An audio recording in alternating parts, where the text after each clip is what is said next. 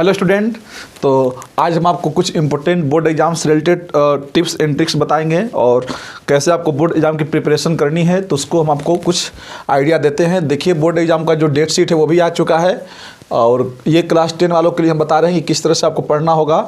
और देखिए 3 मंथ का टोटल भी समय बचा है, अगर देख लो तो फरवरी, मार्च, अप्रैल और 6 मई से एग्ज़ाम आपका स्टार्ट है। तो देखिए आपको मौका बहुत ज़्यादा मिल गया है। जो बच्चे लापरवाही किए हैं, सही से नहीं पढ़े हैं, तो वो भी 3 मंथ में अच्छे से पढ़ करके अच्छा नंबर ला सकते हैं। लेकिन आपको समझना पड़ेगा, क्योंकि अच्छे बच्चे हमेशा अच्छा करेंगे और जो अच्छे वीक बच्चे होते हैं उनको कितना भी समय दे दो वो अच्छा नहीं करते हैं। लेकिन ऐसा मत करना, आपको समय बहुत अच्छा मिला है। और देखिए हम आपको मैथ और साइंस के लिए बता रहे हैं कि किस तरह से आपको पढ़ना है। और भी सब्जेक्ट होते हैं, सबका इम्पोर्टेंस है, लेकिन जो इम्पोर्टेंट स्पेशल सब्जेक्ट है मैथ साइंस, इससे बच्चों का नंबर कम आ जाता है। बच्चे इससे ज़्यादा डरते भी, इनका माइंडसेट एक बन चुका है कि नहीं ये बहुत टफ सब्जेक्ट है, नहीं हो पाएगा। तो ऐसा कुछ नहीं है। तो मैथ और साइंस में जो बेसिक बातें वो हम बता रहे हैं कि मैथ में आपको क्या पढ़ना है, कौन सी बुक्स पढ़नी है। तो देखिए मैथ में आप ज़्यादा फोकस करो एनसीईआरटी, 100% एनसीईआरटी कर डालो। जहाँ तक हो सके एनसीईआरटी का एक्सरसाइज जरूर करो इसमें। और एनसीईआरटी टेक्स्ट बुक इसी को हम बोल रहे हैं कि इसको आपको अच्छे से करना होगा। एनसीईआरटी का एक एग्जाम्पलर भी आता है मैथ का, लेकिन अगर उसको नहीं भी करते हो तो चलेगा, बस एनसीईआरटी अच्छे से कर लो। क्योंकि 80% क्वेश्चन समझ लो एनसीईआरटी के ही होते हैं पूरे एकदम, और 10-20% क्वेश्चन जो होते हैं वो कुछ साइड बुक से बन जाते हैं, एनसीईआरटी एग्जाम्पलर से बन जाते हैं। तो अगर अच्छे बच्चे हैं जो अपने आप को सोचते हैं कि नहीं इससे हमारा नहीं होगा, हम और भी कुछ करना चाहते हैं, तो वो एनसीईआरटी एग्जाम्पलर मैथ की बुक ले सकते हैं। तो हम यहाँ प्लस कर देते हैं एनसीईआरटी एग्जाम्पलर। अगर ये रख लो, इन दोनों का अगर कर लो, तो समझ लो मैथ में आपको कहीं से भी क्वेश्चन आए आप 100% रिजल्ट लेकर आओगे। ये बात की गारंटी हम लेते हैं। लेकिन मान लो एनसीईआरटी एग्जाम्पलर का हमें टेंशन नहीं लेना है। कुछ बच्चों को लगता है कि बहुत बुक्स है, आर.डी. शर्मा है, आर.एस. रग्वाल है, तो ये आपको आर.एस. रग्वाल और रद्दी शर्मा, आर.डी. शर्मा क्या है, रद्दी शर्मा ही है, क्योंकि उसमें बहुत बड़े बड़े क्वेश्चन सॉल्यूशन रहते हैं। तो आपको उस सब का टेंशन नहीं लेना है। आर.एस. रग्वाल और आर.डी. शर्मा को आप तनिक भी मत देखो, उसको देखना ही नहीं है। जितना हम बोल रहे हैं उसको फॉलो करोगे, आपका मैथ में हम गारंटी लेते हैं आउट ऑफ जितने मार्क का होता है 80 मार्क का होता है, तो उसमें जितना भी हो आप टोटल में टोटल आओगे, 100% आपका मैथ में रिजल्ट बनेगा। एनसीईआरटी टेक्स्ट बुक तो एकदम आपको अच्छे से करना आना चाहिए। और अगर इसको आप नहीं रखते हो तो कोई टेंशन नहीं है।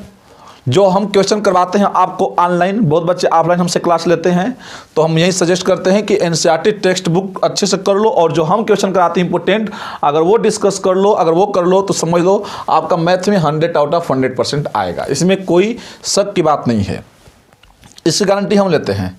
लेकिन हाँ, आपको करना पड़ेगा।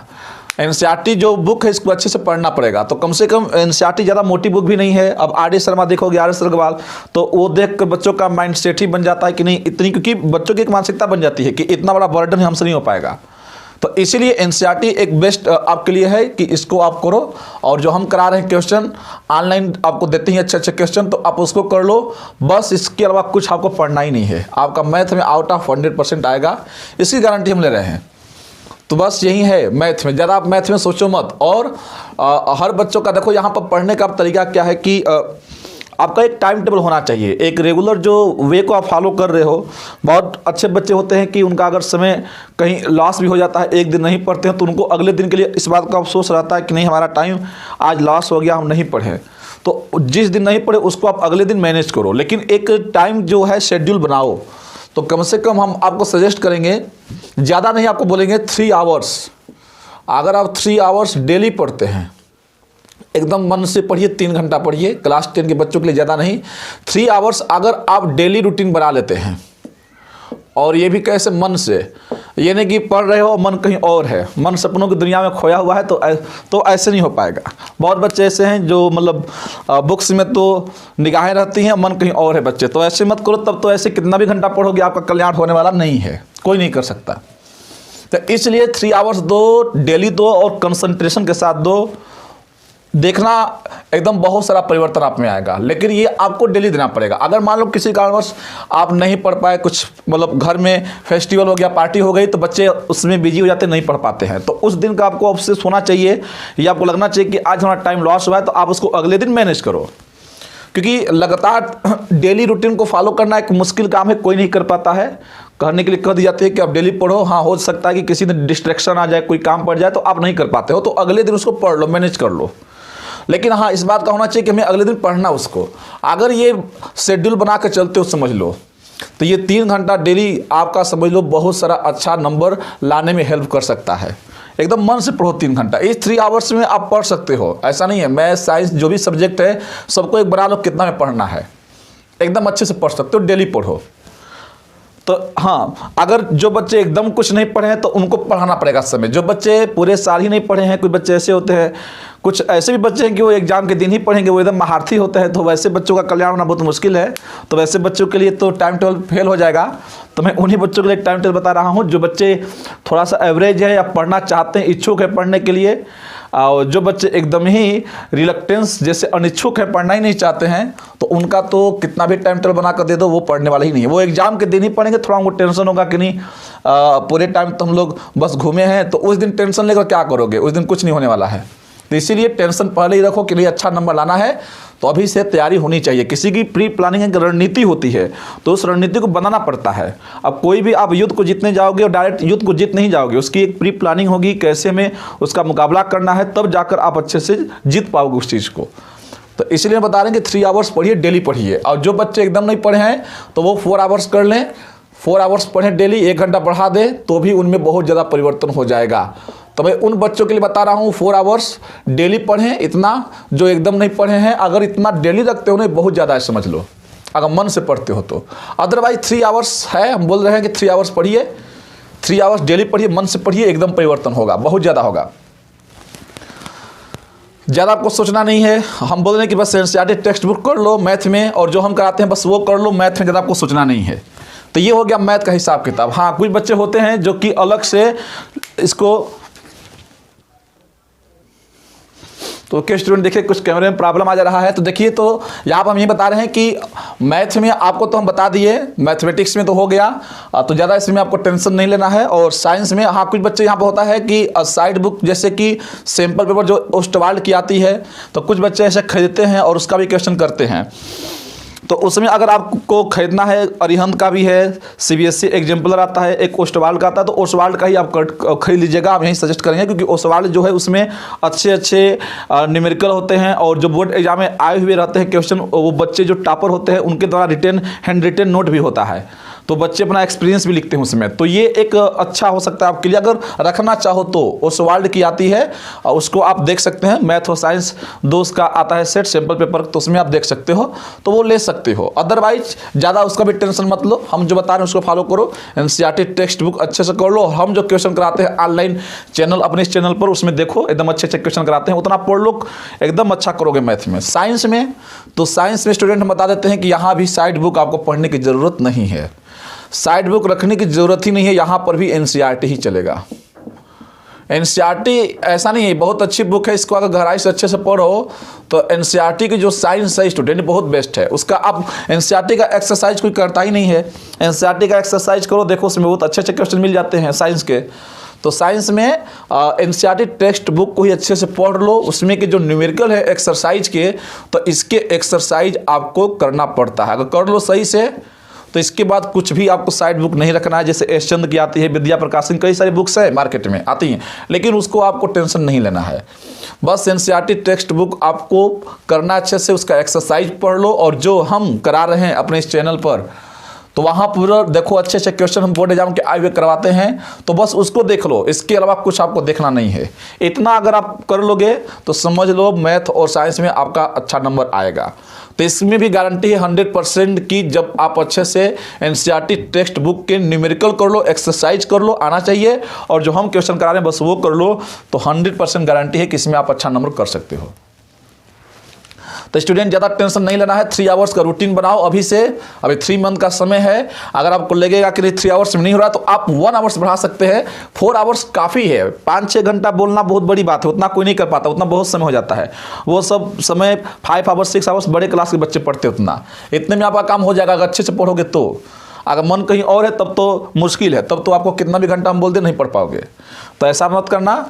तो ये देख सकते हो कि मैथ और साइंस का ये रूटीन हो गया। अब बात आती है कि आपको स्टूडेंट जैसे एग्जाम में एक जैसे होता है ना कि एक्सीलेंट आंसर, एक गुड आंसर कैसे लिखे, एक अच्छा आंसर कैसे लिखा जाए। तो देखो ये भी हम बता देते हैं तरीका कि जब एग्जाम में आप बैठते हो तो एग्जामिनर जैसे कॉपी चेक करता है, तो एक बात याद रखिएगा कि हर एग्जामिनर का एक जैसे माइंड सेट होता है। जैसे मान लो आपको यही सजेस्ट करेंगे कि जब आप क्वेश्चन जब एग्जाम देने बैठ रहे हो तो जिस भी सब्जेक्ट का पेपर है तो उसका जो पहले का स्टार्टिंग जो 4 पेज है, स्टार्टिंग के 4 पेज जैसे 1 2 3 4 पेज आप एकदम अच्छे से लिखो।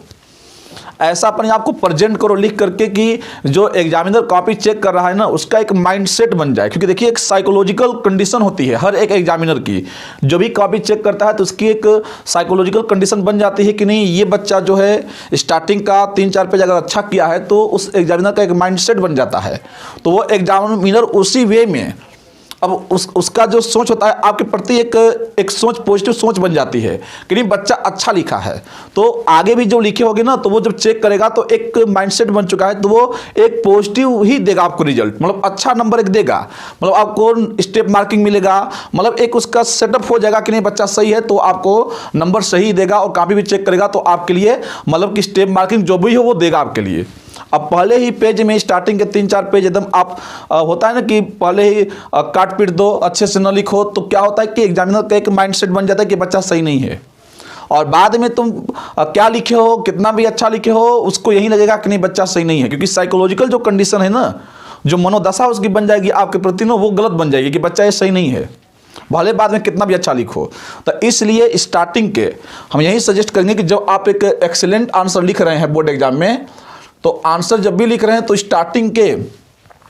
स्टार्टिंग के आपको स्टूडेंट 4 पेज कम से कम 4 पेज जो भी हो, एकदम एक अच्छे स्टूडेंट की तरह लिखो। भले आपको पहला क्वेश्चन नहीं आ रहा है, दूसरा नहीं है, तीसरा से ही लिखो, जो उसमें का आपको लगे कि ये क्वेश्चन अच्छा से लिख सकते हैं उसी को लिखो, लेकिन अच्छा से लिखो। स्टार्टिंग के 3-4 पेज अगर अच्छे से आप लिखते हो ना तो एग्जामिनर का माइंडसेट आपके प्रति अच्छा बन जाएगा और आपके लिए जब नंबर भी देगा तो वो सही से नंबर बढ़ाकर ही देगा और आप इस तरह से अच्छा कर पाओगे। तो इसलिए किसी की जो साइकोलॉजिकल चीज़ है सबके लिए सेम है, हर एग्जामिनर का माइंडसेट एक ही जैसा होता है, क्योंकि हम लोग भी काफ़ी चेक किए तो अनुभव हमें पता है कि नहीं कैसे मतलब किसी एग्जामिनर की एक मनोदशा को समझा जा सकता है, ये बात पता है। तो स्टार्टिंग के 4 पेज अगर अच्छे से लिखते हैं 3-4 पेज तो समझ लीजिए कि वो एग्जामिनर आपके लिए अच्छा ही नंबर देगा। तो ये तो हो गया कि बोर्ड एग्जाम में कैसे लिखें। तो इस तरह से आपको लिखना होगा, कोई भी सब्जेक्ट हो, चाहे मैथ हो, साइंस हो, हिंदी, एसएसटी, इंग्लिश, कुछ भी हो, आप स्टार्टिंग के 3-4 पेज अच्छे से लिखिए, अपने आप को अच्छे से रिप्रेजेंट कीजिए जिससे उसको लगे कि बच्चा सही है। तो अगर आगे आप कुछ सही से भी नहीं लिखे हो, अगर आपको पूरा कंसेप्ट नहीं क्लियर था, कुछ ही लिखे हो, तो वो आपको अच्छा ही नंबर देगा, स्टेप मार्किंग जरूर देगा और इस तरह से आप अच्छा कर जाएंगे बोर्ड एग्जाम में। तो इस सबके लिए चाहे अच्छे बच्चे हों या वीक बच्चे हों, वो स्टार्टिंग के 3-4 पेज अच्छे से लिखें। ये मैं जो बात बोल रहा हूँ उसको समझो, इस चीज़ को देखना, इसका फर्क पड़ेगा, बहुत अच्छा पड़ता है। इस तरह से आप अच्छा कर सकते हैं। तो स्टूडेंट जो हम आपको रूटीन बता दिए हैं उसको फॉलो करो और याद रखो कि क्लास 10 वाले बच्चों के लिए ये बहुत इंपॉर्टेंट है कि इनका अपना जैसे लाइफ का पहला ये बोर्ड एग्जाम होता है। 10 के बाद जैसे अगर अच्छा आप कर जाते हो, ज़िंदगी का पहला पड़ाव है जहाँ पर आप एग्जाम पहली बार एग्जाम में बैठते हो बोर्ड एग्जाम में, तो अगर अच्छा नंबर ला देते हो तो आपका आत्मविश्वास कई गुना बढ़ जाता है। जैसे कि आप हायर क्लास में आओगे, 12th में आओगे या कोई भी एग्जाम कंपटीशन दोगे तो आपका जो आत्मविश्वास है बहुत ज़्यादा रहता है, क्योंकि आपने 10th में अच्छा किया था तो उसका कॉन्फिडेंस आप बड़े क्लास में लगा सकते हो। अगर 10th में अच्छा नहीं कर पाओगे तो इसका नकारात्मक नेगेटिव सोच पड़ेगा, नकारात्मक आएगा, क्योंकि आप अच्छा किए नहीं थे 10th में। तो हो सकता है कि अगर 12th में बैठो या बड़े क्लास में जाओ, ग्रेजुएशन क्लास में कुछ भी करो, कंपटीशन की तैयारी करो, तो आपका कॉन्फिडेंस पहले से ही लो है तो आप अच्छा नहीं कर पाओगे। तो 10th का जो रिजल्ट है, 10th का रिजल्ट स्टूडेंट समझ लो अगर अच्छा आता है, क्योंकि 10th का रिजल्ट यही होता है, अच्छा या बुरा दो ही होगा, या तो अच्छा मार्क आएगा या तो बेकार मार्क आएगा। तो कोशिश करो कि अगर अच्छा मार्क आए, जिसको गुड मार्क बोले, 90+ अगर आ जाए तो आपका कॉन्फिडेंस समझ लो बहुत ज़्यादा बढ़ जाएगा। ये कॉन्फिडेंस जो होगा एक आपके लिए एक पॉजिटिव एनर्जी का काम करेगा। जब बड़े क्लासेस में आओगे तो वहाँ पर भी पढ़ोगे तो एक नए आत्मविश्वास के साथ पढ़ोगे, क्योंकि ये 10th का जो रिजल्ट है आपके अंदर हमेशा एक कॉन्फिडेंस देता रहेगा। और जब पहले ही आप अच्छा नहीं कर पाओगे तो बाद में भी अपने आप में कॉन्फिडेंस नहीं आ पाता है कि हम सही नहीं थे, तो आप आगे भी अच्छा नहीं करोगे। तो लेकिन ऐसे कामयाबी आपको नहीं मिलेगी। पढ़ने के लिए जैसे होता है ना, कामयाबी हमेशा दर्द की कोख से पैदा होती है। तो ऐसा नहीं है कि आप ऐसे ही कामयाब हो जाओगे। एक जैसे तैरने वाला है, एक स्विमर है, तैराक है, और किसी को सिखाना चाहता है, और आप नदी के तट पर खड़े होकर के चिल्लाओगे कि नहीं हमको तैरना सिखा दो, और वहाँ पर खड़े होकर के तुम एक दिन, एक महीना, पूरे साल चिल्लाओ, तुम नहीं तैर सकते जब तक कि तुम अपने पैर को नदी में नहीं जमाओगे। जब तक नदी में अपने पैर को नहीं डालोगे तब तक कहाँ से तुम तैरोगे। तुमको नदी में पैर डालना ही पड़ेगा, तुमको रिस्क उठाना ही पड़ेगा, तब जाकर तुम कर पाओगे। और तुम रिस्क उठाना ही नहीं चाहते हो तो कहा भी गया ना, नो रिस्क नो गेन। अगर रिस्क नहीं लेते हो तो कोई फ़ायदा भी नहीं है तुमको। तो रिस्क लो, यहाँ पर 3 मंथ का समय है। ये रिस्क ऐसा है जो ज़िंदगी बना देगा। ऐसा नहीं कि कुछ जाकर दूसरा दाव पेच खेल रहे हो। ये रिस्क तो अपने लाइफ के लिए तुम ले रहे हो ना, ये तो ज़िंदगी बना देगा। तो 3 आवर्स आपको पढ़ने हैं और केवल 3 मंथ पढ़ने हैं। 3 आवर्स 3 मंथ का समय है। ये कम्बिनेशन अगर लेकर चलोगे तो देखो बहुत सारा अच्छा रिजल्ट आएगा। इसमें आपका ही फ़ायदा है। अगर आप अच्छा करते हो तो आपके गार्जियन खुश होते हैं, आपके टीचर खुश होते हैं। मतलब एक जैसे लगता है कि पूरा संसार आपके साथ खड़ा है। अगर आप ज़िंदगी में जीतते हो तो, अगर हार जाते हो तो अपने भी तुमको साथ नहीं देते हैं। पूरा संसार की तो छोड़ो, अपने घर के लोग भी आपको पसंद नहीं करते, अच्छा नहीं लगता है। तो ये चीज़, दुनिया को हमेशा खुश रखने की कोशिश करना है तो पहले अपने आप को अच्छा बनाओ, तब देखो सब लोग तुम्हारे पीछे रहेंगे। लेकिन इतना सोच पालो, एक कारण पैदा करो कि हमें अच्छा रिजल्ट क्यों बनाना है। क्योंकि 3 मंथ में बहुत कुछ हो सकता है। समय आपको इतना ज़्यादा मिल गया है कि जो बच्चे एकदम पूरे साल नहीं पढ़े वो अच्छा कर सकते हैं। तो जो हमने ये रूटीन आपको दिया है उसको फॉलो करो, तो देखो आप में एक सकारात्मक परिवर्तन होगा, इसकी गारंटी हम लेते हैं। और मैथ साइंस जो टफ सब्जेक्ट है इसके बारे में हम बता दिए, इसको आप ऐसे पढ़ना, ये इन चीज़ों को फॉलो करोगे तो आपका 100% आएगा। इन बुक्स को पढ़ो, जो हम लेक्चर देते हैं उसको ज़रूर देखो ऑनलाइन, इसका बहुत आप पर सकारात्मक प्रभाव पड़ेगा। तो बस स्टूडेंट, आज का मोटो यही था कि आपको बताना है किस तरह से आप बोर्ड एग्जाम की प्रिपरेशन करें, कि आप कौन सी बुक्स पढ़ें और कितना वर्ष पढ़ें, तो हम बता दिए हैं। अगर आपको वीडियो अच्छा लगे तो आप लोग बताइएगा कमेंट करके। और उन बच्चों को, जो बच्चे 3 मंथ में सोच रहे हैं किस तरह से हम पढ़ें, तो आप उनको शेयर कीजिए। जो बच्चे पूरे साल नहीं पढ़े, हो सकता है कि उनके लिए वीडियो फ़ायदेमंद हो, तो उनको प्रॉफिट मिले इस वीडियो का। तो बस स्टूडेंट, मैं यही कहूँगा कि आप लोग पढ़ाई कीजिए। एक समय के बाद जैसे सूर्य का जब उदय होता है तो सूर्य अचानक उसमें प्रकाश नहीं आता। जैसे जैसे सूर्य ऊंचाई पर जाता है, जैसे जैसे दिन होता है, 12-1 बजे का समय आता है, तो उस समय देखते हो सूर्य में बहुत एक तेज आ जाता है। और उस समय जैसे जैसे सूरज आसमान पर चढ़ता है वैसे वैसे उसमें प्रकाश बढ़ता जाता है। वैसे जैसे जैसे तुम आगे बढ़ोगे और ज़िंदगी में जितने आगे बढ़ते जाओगे, आसमान की ऊंचाइयों को छूओगे, तुम्हें उतना ही तेज आएगा और सारे लोग तुमको फॉलो करेंगे। तो एक बात याद रखना कि दुनिया उसी के पीछे चलती है जो एक सक्सेस आदमी हो, और सक्सेस को ही सब कोई फॉलो करता है। तो एक अच्छे आदमी की तलाश मत करो, तुम खुद अच्छा बन जाओ, जिससे कि किसी से मिल करके, कोई आदमी मिल करके उसकी तलाश पूरी हो जाए। तो अगर आप चाहते हो कि अच्छा बनना है तो 10th का जो आपका पहला पड़ाव है ये बहुत इंपॉर्टेंट है। ये रिजल्ट आपका बता देगा कि आप कितना अच्छा हो।